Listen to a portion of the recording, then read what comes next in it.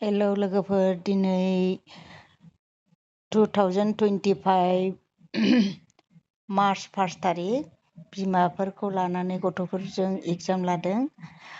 दिनैहाय माने बेयावहाय दिनै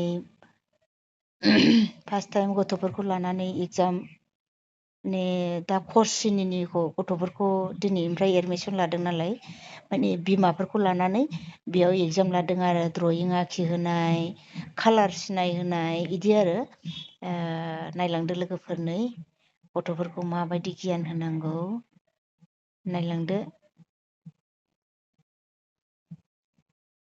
गथ'फोरखौ माने जों दा कालार सिनायहोनाय, कसिनियावथ' बे कालार सिनायहोनाय गेलेहोनायानो नालाय, आखर सिनायहोनाय बेनो।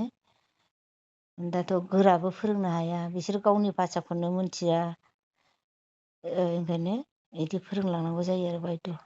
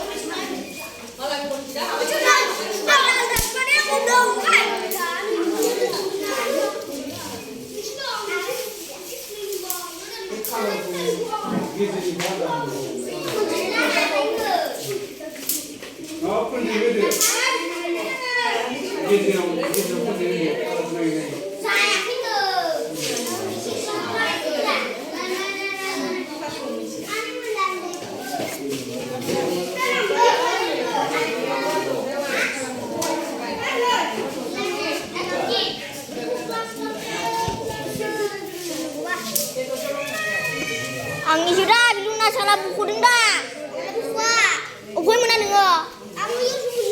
आदायावनो फैदों सोरबा? आंसो खादायाव दोनदों।